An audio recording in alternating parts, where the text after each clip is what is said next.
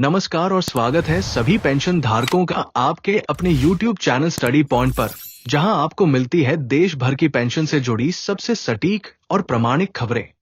आज की video pension भोगियों के लिए बेहद महत्वपूर्ण दो बड़ी खबरों को लेकर है, जो वर्तमान में चर्चा का विषय बनी हुई है।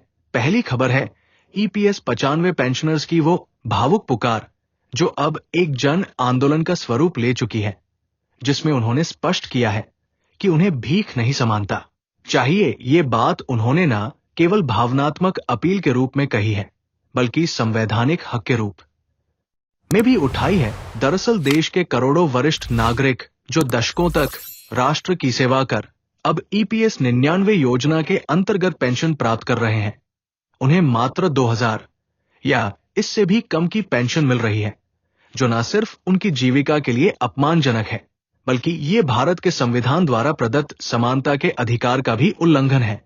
इस विषय पर वरिष्ठ पेंशनर राजेंद्र सिंह बिष्ट ने प्रधानमंत्री श्री नरेंद्र मोदी को एक खुला पत्र लिखते हुए सवाल किया है, क्या हम नागरिक नहीं हैं? इस पत्र में उन्होंने 3 प्रमुख मांगों को सामने रखा है। पहली, EPS 95 पेंशनर्स की न्यूनतम पेंशन RS 8750 प्रतिमाह की जाए। दूसरी, सभी विधायकों को सामान्य पेंशन का लाभ मिले।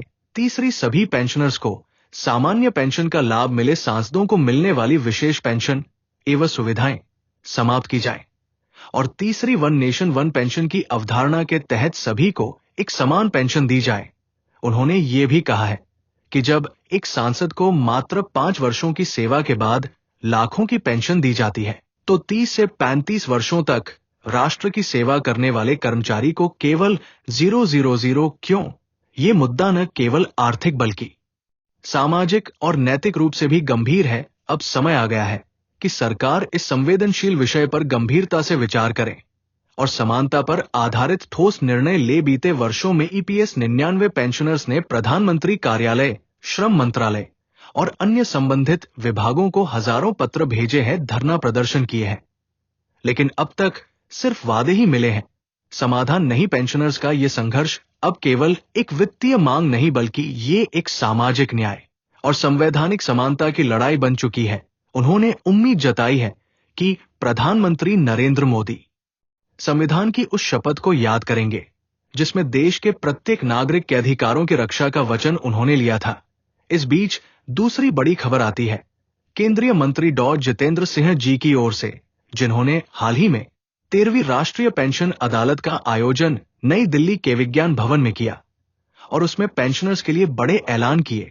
ये अदालत पेंशन भोगियों की पारिवारिक पेंशन से जुड़ी समस्याओं को त्वरित हल देने के उद्देश्य से आयोजित की गई थी और यहां 415 में से 325 शिकायतों का उसी दिन समाधान किया गया। डॉ जितेंद्र सिंह ने कहा कि सरकार पेंशनर्स को समाज का सम्मानजनक और सक्रिय सदस्य मानती है और इसी भावना से ये आयोजन किया गया। इस अदालत के माध्यम से रक्षा मंत्रालय, वित्त, रेलवे, विदेश, नागरिक उड्डयन सहित 19 मंत्रालयों ने मिलकर शिकायतों का समाधान किया और ये दिखाया कि सरकार केवल आश्वासन नहीं देती, बल्कि कार्यवाही भी करती है।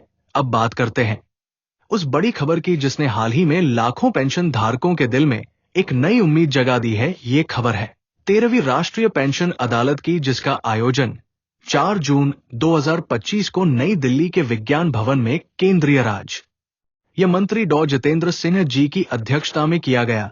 इस विशेष आयोजन का मुख्य उद्देश्य था पारिवारिक पेंशन से जुड़ी समस्याओं का त्वरित समाधान करना और ये दिखाना कि सरकार पेंशन भोगियों को केवल आंकड़ों में नहीं, बल्कि मान-सम्मान और गरिमा के साथ देखती है। डॉ जितेंद्र सिंह ने अपने उद्घाटन भाषण में कहा कि पेंशन अदालतें सिर्फ एक कार्यक्रम नहीं है, बल्कि ये प्रशासनिक पारदर्शिता और जवाबदेही का जीवंत उदाहरण है। उन्होंने इस बात पर विशेष जोर दिया कि हर मंत्रालय और विभाग को एक मंच पर लाकर शिकायतों का त्वरित समाधान किया जाना सरकार की संवेदनशीलता और गंभीरता को दर्शाता है। इस अदालत में कुल 415 शिकायतें प्रस्तुत की गई, जिनमें से 325 का समाधान उसी दिन मौके पर किया गया, जो अपने आप में एक बड़ी उपलब्धि है। ये समाधान रक्षा मंत्रालय, रेलवे, वित्त, विदेश, नागरिक उड्डयन, CRPF, BSF और अन्य 19 मंत्रालयों एवं विभागों के समन्वय से संभव हो पाया। इस अदालत में सामने आए कुछ बेहद महत्वपूर्ण और प्रेरणादायक केस देश के करोड़ों पेंशन भोगियों के लिए उदाहरण बन गए हैं। पहला केस था श्री सुखविंदर सिंह का, जो 2010 से लंबित भुगतान की समस्या का सामना कर रहे थे। वो रक्षा मंत्रालय से सेवानिवृत्त थे और 21,000 रुपए की पेंशन और सेवानिवृत्ति लाभ पाने के हकदार थे, लेकिन 14 वर्षों तक उनकी फाइल अटकी रही।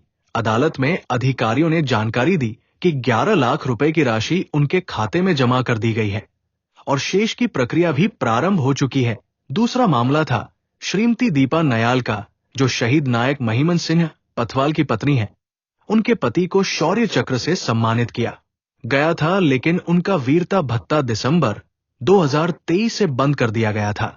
अदालत में पीसीडीए पेंशन के अधिकारियों ने बताया कि 12,000 रुपए का बकाया 2 जून 2025 को उनके खाते में जमा किया जा चुका है। तीसरा केस था श्री जासले विजय का, जो महाराष्ट्र से हैं और सीआरपीएफ से सेवानिवृत्त है। उन्हें अगस्त 2022 से 8,600 रुपए की अनुग्रह राशि नहीं मिली थी। अदालत में उनके दस्तावेजों की जांच के बाद तुरंत राशि स्वीकृत की गई और भुगतान की प्रक्रिया शुरू कर दी गई। चौथा केस राजस्थान निवासी दिव्यांग श्री सत्येंद्र सिंह का था। उनके माता पिता का निधन हो चुका था और दस्तावेजों के अभाव में उनकी पारिवारिक पेंशन स्वीकृत नहीं हो रही थी। अदालत की मदद से उनका मामला गंभीरता से सुना गया और 4,600 रुपए की पारिवारिक पेंशन राशि स्वीकृत की गई। पांचवा केस था श्रीमती फिरदौसी खातून का, जिनके पति बीएसएफ में सेवा के दौरान 2012 में वीरगति को प्राप्त हुए थे। वो वर्षों से 15 लाख रुपए की अनुग्रह राशि का इंतजार कर रही थी। अदालत ने पीसीडीए संसद और बीएसएफ मुख्यालय शिकायतों को गंभीरता से सुना और हल किया जा रहा है।